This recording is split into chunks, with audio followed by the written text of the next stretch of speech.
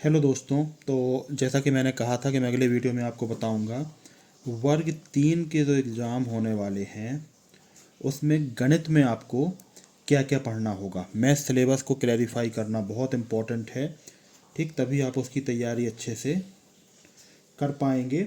हालांकि देखो, ये आता तो पहली से पाँचवीं क्लास तक के बीच का ही है, पर क्वेश्चन जो आते हैं वो कॉम्पिटिटिव टाइप के आते हैं जिसमें आपको ज़्यादा सोचना पड़ता है।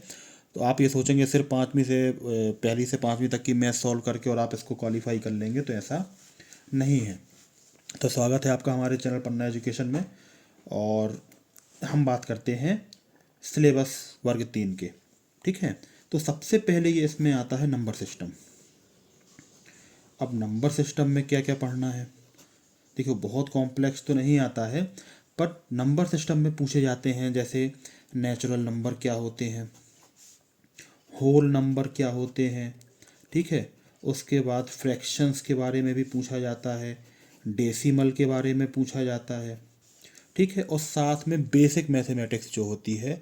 अब बेसिक मैथमेटिक्स आप समझ पा रहे होंगे, बेसिक मैथमेटिक्स क्या होती है, जिसमें अपना जोड़ घटाना गुणा भाग और यही सब चीज़ें होती हैं, ठीक है। तो क्वेश्चन तो सरल रहते हैं लेकिन आपकी कैलकुलेशन स्पीड बहुत फास्ट होना चाहिए। क्या? कैलकुलेशन स्पीड आपकी बहुत फास्ट होना चाहिए।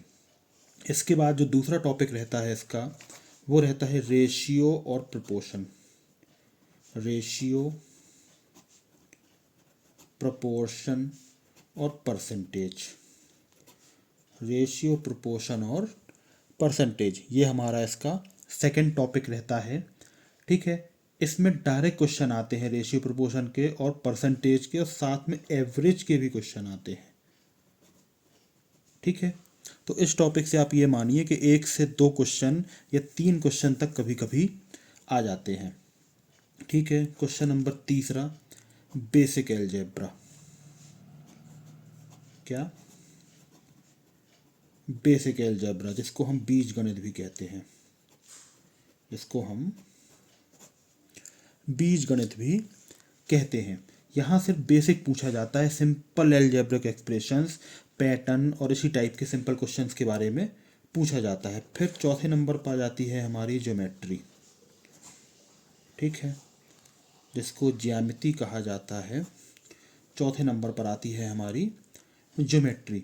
इसमें क्या क्या पूछा जाएगा आपसे, तो इसमें पूछा जाता है लाइंस के बारे में, एंगल्स के बारे में यानी कि कोण, और बेसिक शेप। बेसिक शेप क्या होते हैं, जैसे एक तो होता है स्क्वायर यानी कि वर्ग, रेक्टेंगल यानी कि आयत, इसके अलावा वृत्त, सर्कल और ट्राइंगल यानी कि त्रिभुज। इनसे संबंधित प्रश्न पूछे जाते हैं। और इसी टॉपिक के अंतर्गत आ जाता है हमारा मेंसुरेशन। क्या आ जाता है हमारा? मेंसुरेशन। अब मेंसुरेशन में क्या पूछा जाएगा आपसे, जैसे पेरीमीटर, वॉल्यूम, ठीक है। अब पेरीमीटर और वॉल्यूम जब पूछा जाएगा तो वॉल्यूम के लिए क्वेश्चन हमको चाहिए क्यूब और क्यूबॉइड वाले, ठीक है। घन और घनाभ, घन और घनाभ। फिर इसके बाद जो हमारा अगला टॉपिक रहता है तो वो रहता है time, work and speed. Time, work and speed, इसके बारे में भी आपको पढ़ना रहेगा।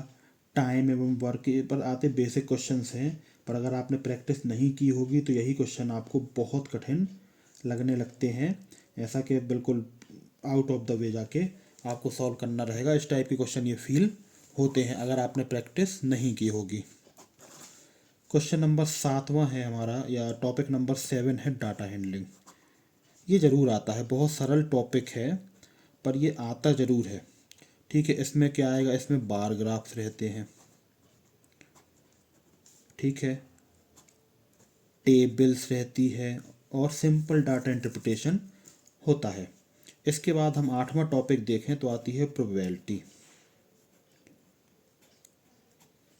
जिसको प्रायिकता भी कहा जाता है, जिसको प्रायिकता भी कहा जाता है, लेकिन बहुत बेसिक लेवल की, बहुत ज़्यादा बेसिक लेवल की पूछी जाती है। ठीक है, इसके आगे हम बात कर लेते हैं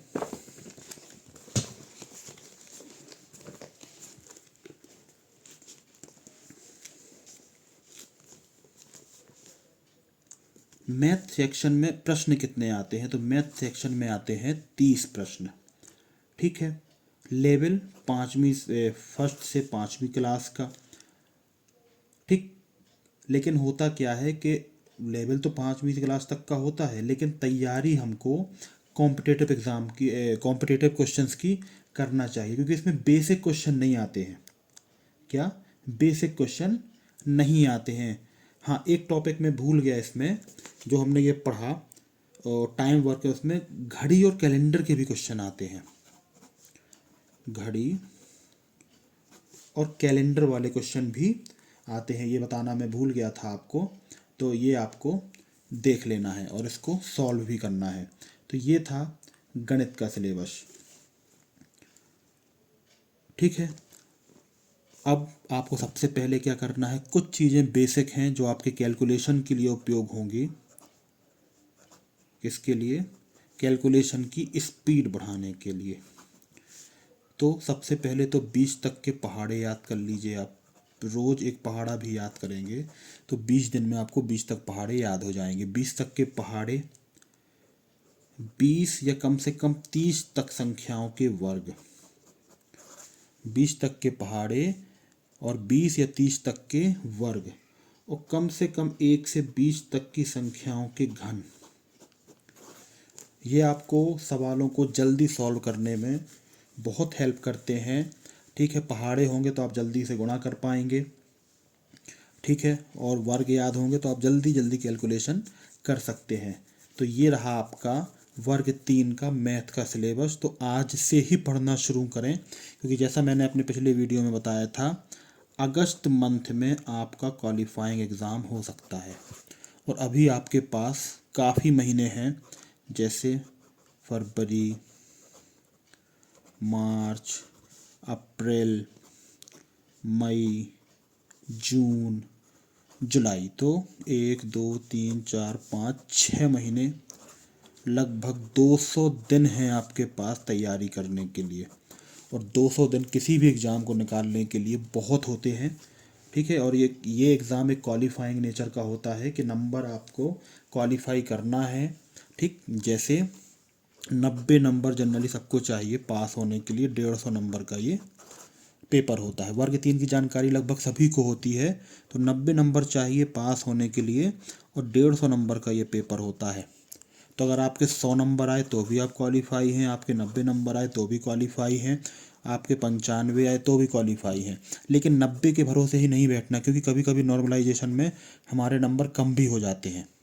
ठीक है, तो हमको चाहिए कि आप 120 या 130 का टारगेट करें। ठीक, जब इस स्तर की तैयारी करेंगे तभी आपके ऐसे मार्क्स आएंगे कि नॉर्मलाइजेशन कुछ भी हो पर आप डिस्क्वालीफाई नहीं होंगे। तो आज से ही तैयारी करना शुरू करें। मिलते हैं अगले वीडियो में। और इसके जो सभी टॉपिक्स हैं वो हमारे चैनल पे भी उसके वीडियोस मिलेंगे आपको। अगर आप पढ़ना चाहते हैं बहुत बेसिक लेवल से, तो आप हमसे जुड़े रहिए, आपको इसके वीडियोस हर दिन मिलेंगे। धन्यवाद।